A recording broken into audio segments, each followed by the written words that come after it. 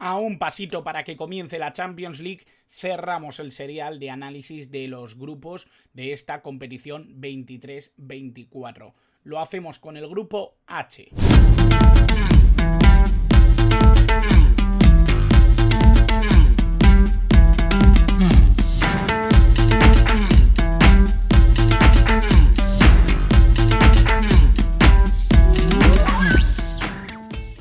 Muy buenas a todos, bienvenidos a un nuevo vídeo del canal, bienvenidos a un nuevo vídeo en el que vamos a hablar de ese último grupo que nos falta para completar esta serie de análisis de todos los grupos de la UEFA Champions League 2023-2024. Como sabéis, hemos estado publicando vídeos de todos los grupos anteriores a este grupo H. Hemos publicado las impresiones que me daban todos los grupos de esta UEFA Champions League. Vamos a empezar ya con este grupo H, vamos a analizar el último de los grupos de esta UEFA Champions League, pero además el último de los grupos que tiene componente español, en este caso el Fútbol Club Barcelona. Ya hemos hablado de Sevilla, de Real Madrid, de Atlético de Madrid, de Real Sociedad. Toca hablar del equipo culé, toca hablar de sus rivales y vamos a hacerlo también de las impresiones que nos dejan todos ellos. Así que antes de hacerlo, como siempre, os invito a suscribiros al canal, que es completamente gratis, así estáis al tanto de todo lo que vaya subiendo sobre la Champions y sobre todos los temas referentes al fútbol internacional. Y nada, vamos a empezar ya con este grupito, con este grupo H que, bueno, me parece que el Barça ha tenido bastante suerte. No sé si es el grupo más sencillo, pero sí que es el grupo que mejores sensaciones me despierta para que el equipo español esté en la siguiente ronda. Esa es un poco mi sensación. El FC Barcelona ya tuvo problemas la pasada campaña por quedarse en fase de grupos, ya lo había hecho en la anterior, quizá más grave el año pasado precisamente porque de alguna manera se esperaba mucho después de la inversión hecha. También un Porto que no me da demasiadas buenas sensaciones. Es verdad que los de Sergio Conceição no terminan de ser un mal equipo, no estamos hablando de un equipo que de malas sensaciones, pero es verdad que veo un equipo bastante plano, que no ha hecho demasiadas incorporaciones y que ha tenido ventas realmente sustanciales. Un Shakhtar Donetsk que viene bastante venido a menos, un equipo que no se parece demasiado a esos equipos que nos enamoraron hace algunas temporadas, y sobre todo en debilidad, por así decirlo, sí que veo un Royal Antwerp bastante flojito, pero que viene como premio a la gran temporada que hizo el año pasado. Por lo tanto, varios equipos con muchas dudas. En el sentido más estricto de la palabra, el favorito dentro de este grupo debería ser el FC Barcelona. En las últimas dos temporadas no ha conseguido serlo, veremos si lo consigue en esta última, en esta en la que le ha tocado el grupo H con Porto, con Shakhtar y con Royal Antwerp al FC Barcelona. Vamos allá con el Barça, vamos allá con el primer análisis, vamos a empezar hablando un poquito de su plantilla, de lo que me parece. Yo creo que el FC Barcelona en esta Champions League tiene más necesidad que capacidad, es decir, sí que me parece que tiene que pasar la fase de grupos con relativa solvencia. Creo que es un equipo que tiene mimbres de sobra para poder pasar a octavos de final. Creo que puede competir en los octavos casi con cualquier equipo. Creo que puede competir, pero siempre y cuando sea primero de grupo. Es verdad, y teniendo suerte de que en un segundo que le toque no sea demasiado fuerte, ¿no?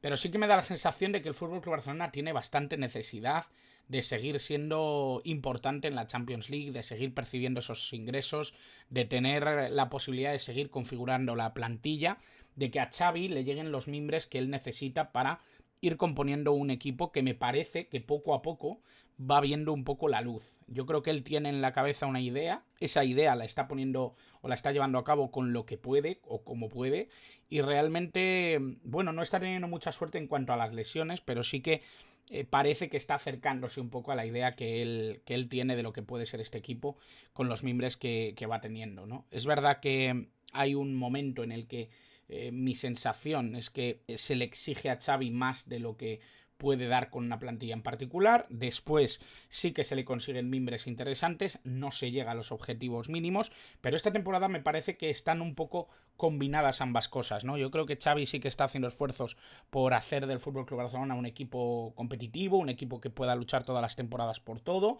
Veremos qué consigue, ¿no? Y sí que me parece que dos de las cesiones que ha conseguido este año el Barça, Cancelo y Joao Félix, me parece que los Joaos sí que pueden mejorar bastante esa previsión con respecto a la temporada y sobre todo los objetivos que tenga Xavi con la idea más que con los resultados. Por lo tanto, hay que hablar un poquito de este Barça desde una posición de tener a todos los hombres disponibles. Ya sabemos que Araujo se lesionó a principio de temporada, ya sabemos que Pedri también cayó lesionado, hay bastantes piezas importantes. Para mí Araujo es una pieza súper importante para este Barça. Pedri también lo es, a nivel de composición, a nivel de creatividad, creo que es el jugador más importante del FC Barcelona. Y obviamente yo creo que recuperar a estos dos jugadores sería importantísimo, ¿no? Veis que he colocado a Lamine Yamal como uno de los jugadores titulares dentro del 11 de este Barça, y es que cada día me da más la sensación de que así va a ser, ¿no? Creo que es un jugador que ha despertado el interés de muchos aficionados precisamente por ilusionarse por este Barça, que en un año en el que además van a jugar en Montjuic, en el que no han llegado piezas que a lo mejor suspiraban por ellas, Bernardo Silva, el propio Neymar, que llegó a sonar. Hay cositas, ¿no?, que parece que reflejan que la afición no estaba del todo conectada. La sensación es que la llegada de Lamine Yamal o la aparición de Lamine Yamal sí que despierta un poquito más esa ilusión, ese interés. Creo que Joao Félix puede ser un jugador interesante para convertir las oportunidades en realidad, sobre todo porque tanto Yamal como Joao Félix son jugadores que van a venir mucho al interior también, sobre todo el portugués. Me da la sensación de que eso le va a dejar mucho carril a Balde, que es algo que normalmente tiene que lidiar bastante el entrenador con ello. Pedri y De Jong yo creo que van a estar en líneas muy parecidas, ¿no?, entre la base y la construcción. Creo que son jugadores que se sienten cómodos, ¿no?, en esa bipolaridad. Gavi está también pendiente para intentar aprovechar cualquier baja, cualquier circunstancia, cualquier oportunidad, y obviamente Oriol Romeu en ese eje, que es donde más o menos le ha ubicado Xavi y donde más o menos se podía esperar que jugara después de que fuera el elegido para pulir esa salida, ¿no?, o cubrir esa salida de Busquets. Cancelo ya sabemos que es un jugador que además va a sumar mucho por carril interior, ¿no? Es un jugador que normalmente se va a sumar a la construcción de la jugada, va a estar siempre muy cerca de Oriol Romeu, siempre va a ser un jugador que esté pendiente de las posibilidades, bien a nivel ofensivo o bien en transición defensiva, colocarse o intentar interrumpir la jugada creativa oponente, ¿no? Yo creo que es ahí donde residen un poco las circunstancias, las situaciones que se pueden dar dentro de este equipo, que va a evolucionar, yo creo, desde un 4-3-3, ahora ya sí con Joao Félix, con Lamal, con la sensación de que los interiores van a empezar a cobrar más importancia. Sí que va a vivir un poco más en el 4-3-3, pero puede evolucionar fácil a un 4-4-2, a un 4-2-3-1, es bastante fluido en este sentido, y es algo de lo que me alegro, ¿no? Porque de alguna manera se había hablado demasiado de que el 4-3-3 era el único sistema. No me gusta mucho, ¿no?, que se frivolice sobre eso, porque me parece que son cuestiones meramente numéricas, ¿no? Como decía Bilardo, si no me equivoco era él el que decía que eran números de teléfono. Dicho esto, sí que me parece que las piezas más importantes del FC Barcelona pueden ser estas, ¿no? Robert Lewandowski, que yo creo que el año pasado se fue un poco injusto con él en la última etapa. Es verdad que no tuvieron tantos goles, no se vieron tantos goles del polaco, pero me parece que es un jugador que les acercó claramente a la liga, ¿no? Yo creo que es un jugador que realmente aportó muchísimo a nivel de temporada y que obviamente también estaba íntimamente relacionado con la construcción ofensiva y con la capacidad que tenían de crearle ocasiones. En este sentido, uno de los grandes culpables fue Pedri, jugador que veis ahí en el centro de las fotografías. Creo que es un jugador que está dotado para llevar el timón ofensivo de este Barça. Creo que es un jugador que tiene todo para coger galones dentro del FC Barcelona, y en este sentido, más allá de las lesiones, los problemas físicos que pueda tener, sinceramente creo que es uno de los jugadores más importantes, si no el que más, dentro de este FC Barcelona. Y he querido resaltar, más allá de la importancia que creo que tienen tanto Koundé como el propio Araujo dentro de la defensa del FC Barcelona, he querido utilizar a Cancelo para representar un poco lo que está buscando Xavi con ese lateral derecho, ¿no? Esa asimetría, esa posibilidad de sumar por carril interno. Yo creo que además Cancelo da la posibilidad de jugar en ambas bandas, es un futbolista que siempre está sumando a nivel creativo y creo que es un jugador que realmente entiende muy bien el juego, tiene una visión del juego muy particular y muy interesante y yo creo que le va a sumar mucho a este FC Barcelona. Por lo tanto, para mí estas son las bases, ¿no? Las claves de lo que puede ser la temporada del Barça en Champions League. Creo que es un equipo favorito claramente a liderar este grupo H, veremos si luego se cumplen las previsiones, pero me parece que es un equipo que poco más puede tener o poco más puede disponer, ¿no? Para intentar ser líder dentro de este grupo H con Porto, Shakhtar y Amberes. Vamos allá con el Porto. Vamos a hablar de los lusos porque, bueno, a mí me deja un poco de dudas, ¿no? Ya lo he dicho antes, creo que es un equipo un poquito plano.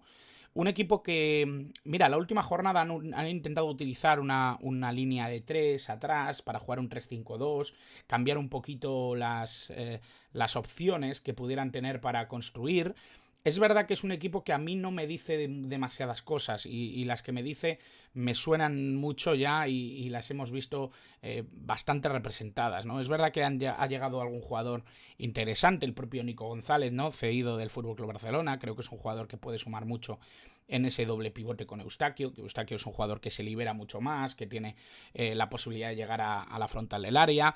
Hay jugadores interesantes como Wendell en esa banda izquierda, el portero me parece impresionante, Diogo Costa creo que es uno de los mejores porteros que tiene ahora mismo Portugal, Galeno por banda izquierda, un jugador siempre muy de desborde, muy de llegar a línea de fondo y obviamente también los dos rematadores, ¿no? Yo creo que Taremi y Toni Martínez no han hecho mala temporada la pasada campaña. Taremi para mí es la máxima estrella de este Porto, un jugador con mucha calidad, no solo dentro del área sino también fuera, creo que es un jugador que fomenta y que se asocia muy bien. Y lo que me falla a mí de este Porto realmente es que no tiene demasiadas figuras que puedan cambiar un poco la disposición del equipo, ¿no? No encuentro demasiadas razones para creer que pueda ser un jugador, que pueda ser un equipo que plantee cosas diferentes. Por lo tanto, vive mucho del talento de sus mejores jugadores. En este caso, bueno, aquí veis representado a Galeno, ese extremo izquierdo que tiene 1 contra 1, que tiene desborde, que tiene buena velocidad, que se mete hacia adentro, que también permanece fuera, que tiene buena capacidad de centro. Un jugador que siempre vive asociado, por así decirlo, con la línea intermedia, con gente como Eustaquio, que le veis aquí en la segunda fotografía. Un futbolista que a mí me gustó bastante, además con Canadá. Creo que es un futbolista que suma bastante dentro de este Porto, que puede ser a la vez un interior y un doble pivote. Creo que estamos hablando de un jugador que vive bastante bien en esa bipolaridad también. Creo que es un futbolista que tiene capacidad para llegar a la línea de fondo, para sumar mucho en asociación, para ser un futbolista con capacidad de sacrificio. Normalmente esa línea de 4 se suma muy bien a la línea de 4 defensiva, hacen un 4+4 bastante juntito en defensa, se repliegan bien.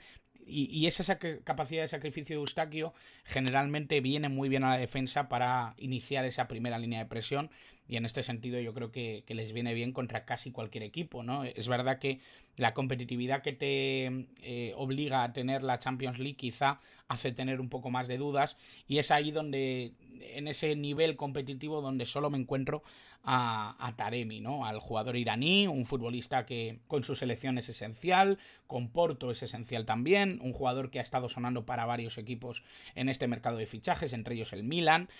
Un jugador que a mí me gusta mucho y que creo que realmente para Porto es especialmente importante, ¿no? Yo creo que es un jugador que tiene mucha capacidad goleadora, además sí que tiene ese puntito asociativo, ¿no? Fuera del área, yo creo que juega bien de espaldas, juega bien de cara, es un jugador que tiene mucha capacidad de finalización, por lo tanto no deja de ser uno de los jugadores a los que miran todos cuando las cosas no salen bien, ¿no? Llevar el balón arriba, acercárselo a Taremi y tratar de que el iraní pueda hacer magia. Realmente es un poco la situación que yo le veo a este Porto, ¿no? Quizá un equipo demasiado plano, muy previsible y que no tiene demasiadas armas a una edad, a una madurez competitiva que les pueda dar credibilidad de cara a la competición. Veremos qué pasa, porque luego ya sabemos, ¿no?, que los equipos se desarrollan y maduran en muy poquito tiempo y nos sorprenden, pero lo cierto es que el Porto, no habiéndole visto mucho todavía esta temporada, es cierto que me deja algunas dudas, ya me las dejaba el año pasado.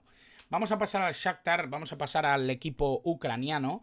Un equipo que me da la sensación de que no ha evolucionado mucho. Ha fichado unos cuantos jugadores que me gustan, que me apetece ver, que no están entrando demasiado de la partida últimamente, que no son jugadores que estén dentro de la circulación de futbolistas en este Shakhtar Donetsk de momento en esta temporada. Hay que decir que el Shakhtar no va a jugar en casa, como ya se esperaba, ¿no? Lo había hecho en Polonia, de hecho, el año pasado. Lo va a hacer en Hamburgo, sus partidos como local, por lo tanto va a jugar en el norte de Alemania. Hay que decir que ha perdido algunas figuras importantes como TT, como Trubin.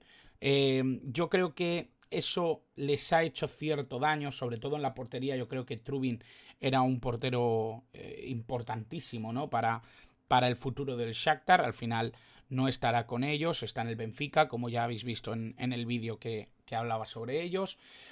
Han llegado jugadores como Azarovi, que viene precisamente de la Estrella Roja, pero sobre todo yo creo que el Shakhtar Donetsk, o el valor de los jugadores de Patrick Van Leeuwen, nace precisamente de los jugadores jóvenes y de cómo está la previsión de cara al corto medio plazo, ¿no? Si antes confiaban mucho en el talento brasileño fichado a golpe de talonario, mi sensación es que hoy por hoy confían mucho en la cantera, en los jugadores creados en la cantera del Shakhtar, ¿no? Y en ese sentido están saliendo y están surgiendo jugadores que poco a poco van cogiendo peso dentro del equipo, ¿no? Matvienko, Bondarenko, el propio Sudakov.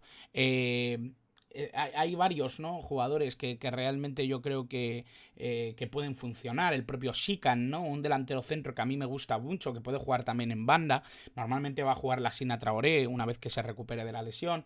Sí que me parece que hay varios jugadores que realmente destacan dentro de este Shakhtar Donetsk y veremos hasta dónde puede llegar, ¿no? A mí me parece un equipo inferior a lo que hemos visto en otras temporadas, pero sí que es un equipo que tiene cositas, ¿no?, y que me gustaría ver con más regularidad. No es un equipo al que pueda haber demasiado, la verdad. Por decir y destacar nombres, ¿no? He nombrado algunos ya. Matvienko, un líder en la defensa, es zurdo, juega normalmente en perfil izquierdo. Con Bondar yo creo que hace muy buena pareja. Son dos jugadores bastante jóvenes que tienen esa capacidad de sentir el club en el que han crecido. Mi sensación con Matvienko, además, es que es un futbolista muy maduro, que ya tiene cierto liderazgo dentro de la plantilla. Por seguir, Sudakov, hemos hablado también de Bondarenko, son dos interiores parecidos. A mí me gusta más Sudakov, creo que es un futbolista mucho más fluido, más flexible, con mucha capacidad para llegar a la frontal del área, ¿no? Ser un jugador que colabore mucho en asociación, que juega entre líneas, que tiene muy buen contacto con su extremo, en este caso Zubkov, que ahí veis en imagen también. Un jugador que yo creo que para mí es un poco la estrella, ¿no? Es verdad que Lassina Traoré quizá es el nombre más llamativo dentro de lo que es el componente ofensivo de este Shakhtar, el ex delantero centro del Ajax, pero a mí me gusta mucho Zubkov. Creo que es un futbolista que le da mucho al Shakhtar, que abre mucho el campo, que da posibilidad a jugar de manera interior con relativa solvencia y que luego sorprende mucho a la espalda de los laterales. Por lo tanto, vamos a ver qué es capaz de dar este Shakhtar, vamos a ver de qué es capaz el equipo de Van der Leeuwen y veremos cómo va evolucionando, ¿no? Por cierto, el entrenador ya había jugado en competición europea con el Zorya Luhansk, por lo tanto vamos a verlo también con el Shakhtar Donetsk, un entrenador que ya tiene experiencia, el neerlandés, en fútbol ucraniano. Vamos allá con el Royal Antwerp, un equipo que sorprendió a todos. En Bélgica se juega una especie de playoff de campeonato. La liga regular terminó con el Royal Antwerp dentro de ese playoff y en el playoff Royal Antwerp ganó el campeonato belga. Por lo tanto, está aquí dentro de la Champions League, lo consiguen con Mark Van Bommel al mando, un entrenador que ha pasado por varios equipos ya, que ha tenido experiencias tanto en Países Bajos como en Alemania con el Wolfsburgo.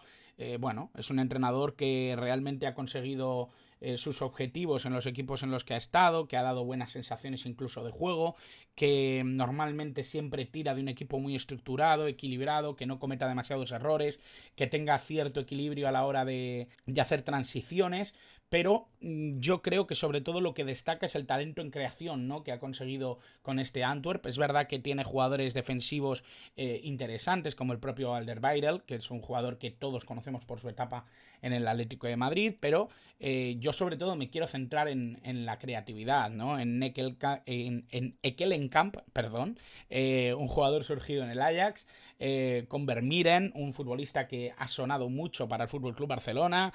Creo que hay bastantes jugadores que realmente llaman la atención, ¿no? Ese extremo con Balikwisha, que a mí me parece que es un extremo muy interesante, que yo creo que puede ser uno de los jugadores más seguidos dentro de esta Champions League, si lo hacen bien. Vindal en esa banda izquierda. Creo que hay bastantes cosas dentro de este Royal Antwerp que a la gente le pueden gustar, más allá de que no le vea demasiado recorrido. Jansen en punta, un jugador que incluso ha sido internacional neerlandés. Yo creo que hay bastantes cositas que podemos tener en cuenta dentro de este equipo belga, que sorprendió a todos la pasada campaña y que yo creo que quiere seguir sorprendiendo a pesar de la dificultad. No les veo yo con mucha capacidad de soltarse mucho en este grupo H, pero sí que me parece que es un equipo con mimbres, ¿no? El propio Vermeeren, que ahí lo tenéis en la fotografía, Ekkelenkamp, esta vez lo he dicho bien, y Alderweireld, ¿no? Yo creo que son jugadores que realmente dan un poco esa columna vertebral. Yo siempre hablo de columnas vertebrales, ¿no?, de jugadores clave en cada una de las líneas, y me parece que dentro de lo que es este equipo y sobre todo ese componente ofensivo de talento creativo que suele tener en tres cuartos, Ekkelenkamp y el propio Vermeeren son la clave, ¿no?, de este equipo, más allá de esos extremos que lo hacen bien, que juegan con bastante verticalidad, que tienen la capacidad de hacer sorprender, que juegan muy pegados a la banda en algunas ocasiones precisamente para permitir la circulación de balón. Creo que este Antwerp realmente puede sorprender, pero están lejos de ser tan competitivos como para tomarlos muy muy en serio dentro de una competición que ya sabemos que te exige el máximo, ¿no? Ojalá me equivoque, ¿no? Porque realmente me gustaría ver al Antwerp llegar más lejos, o por lo menos que tuviera una vida más interesante dentro de las competiciones europeas. Ojo con que no pueda destronar al Shakhtar de ese puesto de Europa League, que es donde me parece que puede estar. Y bueno, Barcelona-Porto me parece que son los equipos que mejor situados están en este sentido para poder pasar a octavos de final, ¿no? Me parece que el Barcelona tiene que liderar este grupo. Por necesidad lo necesitan absolutamente, y Porto yo creo que es un equipo superior a Shakhtar y Antwerp, más allá de que puedan tener un mal campeonato y que esto se desoriente demasiado, ¿no? Pero mi sensación es que este debería ser el orden. Esta es mi apuesta al grupo H: Barcelona y Porto a octavos, Shakhtar Donetsk a Europa League y Antwerp quedándose de vacío en esta temporada, en la que yo creo que el premio ya es precisamente estar aquí.